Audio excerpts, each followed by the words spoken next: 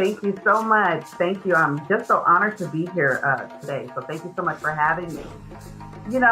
When someone does something deliberate, we absolutely know that there's a difference between deliberate and accidental. Why is that? Okay. Accidental is, I didn't mean to. You know that person truly in their heart did not intend to hurt you. There was no malice behind it. They feel remorse for it, and you know it wasn't deliberate. But when someone does something deliberate, there's a very different connotation to that.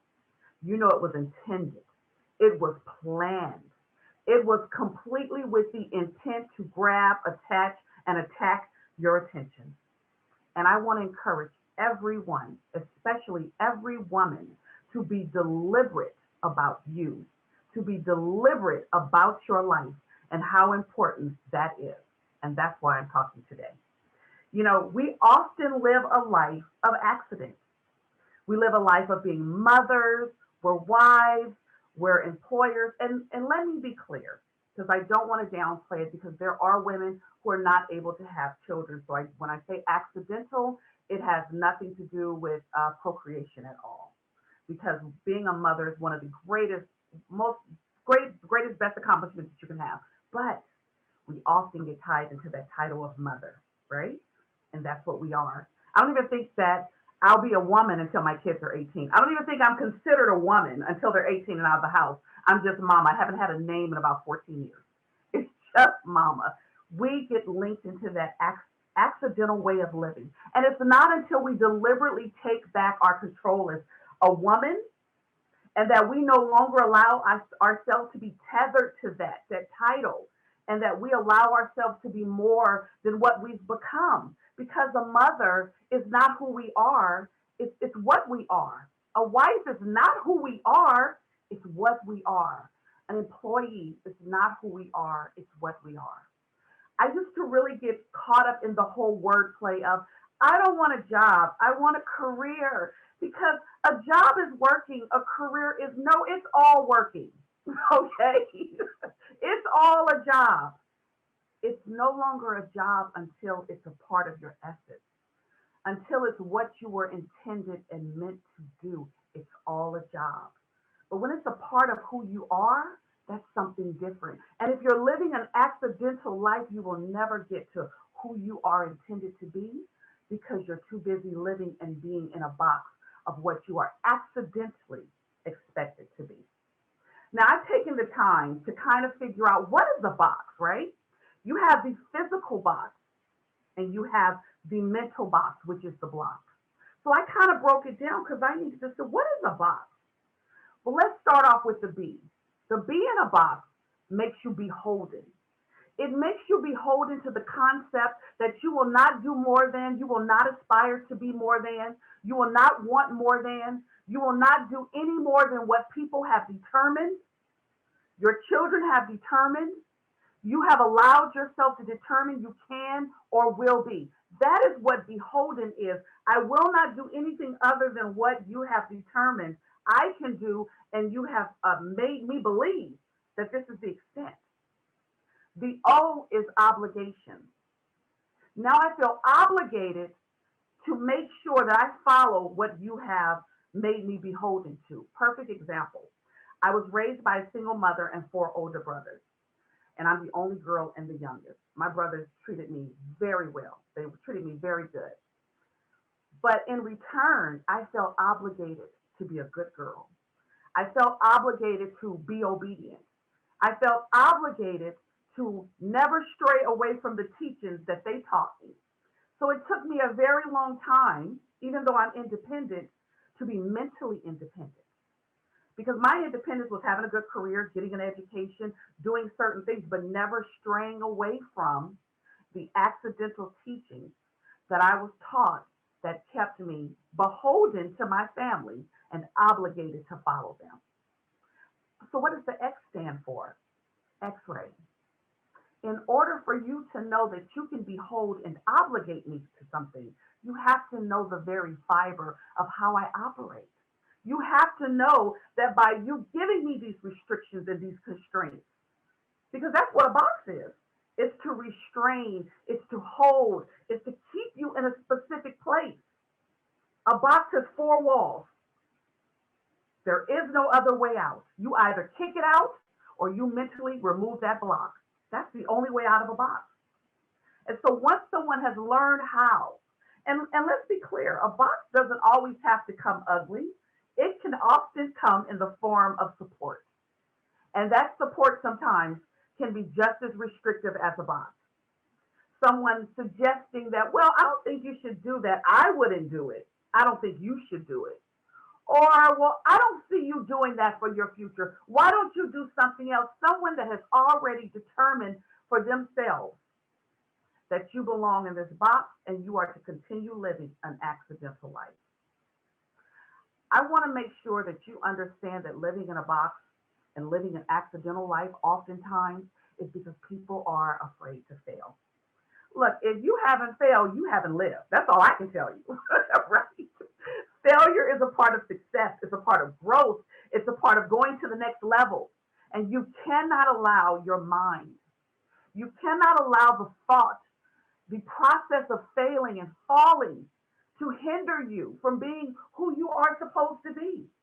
It is okay to fall. The problem is never getting up. And when you get up, fall again and fall some more. But accidentally living a life that is determined and that is premeditated and that comes with apology and doesn't come with any deliberate plan for how you will evolve and move and shape into something else is not being honorable to yourself. Matter of fact, I call it a form of treason to yourself. Because really, if you aren't being honorable to yourself, you're dishonoring yourself. That is a form of treason. And why would anyone do that to themselves? As a mother, I have a 14-year-old daughter and a 15-year-old son. And I know that my daughter emulates everything that I do. Anything that I write down to how I communicate. My son often tells me, Mom, when I get married, he's 15, I'm going to marry a woman just like you. So it's important that I show them a good example of what that looks like. And that's more than me just being what might be the perfect image of, them not seeing me in any type of situation that would dishonor their memory of me or be degrading myself. It's more than that. It's them seeing their mother live out her dreams, honoring herself, making sure there is a place for everything in my life, but it doesn't mean that I have to forget about who I am. I've been married twice, and I've learned a few things from being married twice and being divorced twice. Is that nothing will bring you absolution. My first husband, my kid's dad, was absolutely a wonderful person. We were not a good match. My second husband was a man that thought abusing women was like getting up in the morning and having coffee. He beat women for breakfast, lunch, and dinner. That was his thing. And so I understood quickly that you're the only one here that really thinks that this is the Mecca, that this is everything. You better put yourself in perspective because everyone does not think and process the way that you do.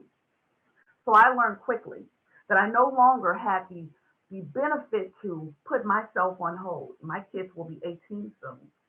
What do I do then? If my whole life has been geared around my children and being a mother and a creator and a wife and an employee, even an entrepreneur, if that is all that I have done in my 47 years of life, I have not done a lot. But what I can say is that in everything that I do, I honor myself. I make sure that I'm okay. I make sure that my kids are okay. And then I make sure that everything else follows. I understood a long time ago that nothing's good if I'm not good. So I can't even say my kids come first. No, I come first. Because if I'm not straight, they can't be. I come first. I make sure that they see me well adjusted. And after I removed myself from a damaging situation, I allowed them to see me go to counseling because I wanted them to also understand that an accidental life is a life that's stagnant and does not move. And when you understand that you need growth and a part of growth is getting you better, part of growth is moving you to the next step, a part of growth is is examining and acknowledging that something is wrong and you do not feel good today as you maybe did last year, then a part of being deliberately in love with yourself is getting yourself the help that you need. And I want them to see that as adults because I don't want them to grow up to be adults that are wreaking havoc on someone else's children in their adult years. That's important. And I think a part of being women, we bear the burden and the responsibility often of everything that goes on in the family structure. I have done that for years being the youngest child. And it doesn't bring you the joy and the satisfaction. I did that for years living in a religion and having the example of what I am supposed to be in this religion and following man's interpretation to God's law. And then I realized that imperfect man was potentially imperfectly translating God's word, the Bible, and using that to imperfectly instruct imperfect humans on how they feel you need to operate. And that didn't work for me. It did not work for me. So when I say be deliberately you, I don't mean go home and pull out a stick and tell your husband there's a new sheriff in town, this is how we're doing it tomorrow. I mean, if that works for you, let me encourage you. No. I'm not saying go home and tell the kids if you don't do this. I'm not saying that. What I am saying is that no longer puts you behind the first place. It doesn't honor your kids. Your kids need to know you love you. That's how they love them. You hear the example of I was just watching a show the other day, Iyanla Van Zandt, and she was telling a mother the importance of mothers loving and nurturing their sons because you are teaching them to be good men and good men to another woman. That's what we're doing as mothers. And if you teach your kids to forget about yourself, put yourself behind, don't love yourself, don't put you first, don't put your needs and your ambitions in the forefront, you are teaching them to lie to themselves. You are teaching them to put themselves in a box. You are teaching them to commit treason on themselves. And that is by far the worst thing that we can do to each other. I want to teach them through my example that I give them absolute, wholehearted, complete permission to be deliberate in everything that they do from now on until. And I want to encourage you to always be deliberate. I coach influential storytelling because for women that are looking to be deliberate, I want to help them mold their story. So they come out the gate running. They come out the gate punching and have that story tightened together so people can see it, hear it, and grasp and attack it. I coach public speaking and communications because I think it is one of the most important things is to be able to tell your story and to tell it with all of the energy and the vigor and the vim that you have so that people can see you and see that you're all right. But I want you to see this is what I have become. I want to thank everyone for taking the time to listen to my presentation. And I want to always encourage, as important as everything is, you are number one. There is nothing, absolutely anything more important than you. And thank you, ladies. Thank you so much.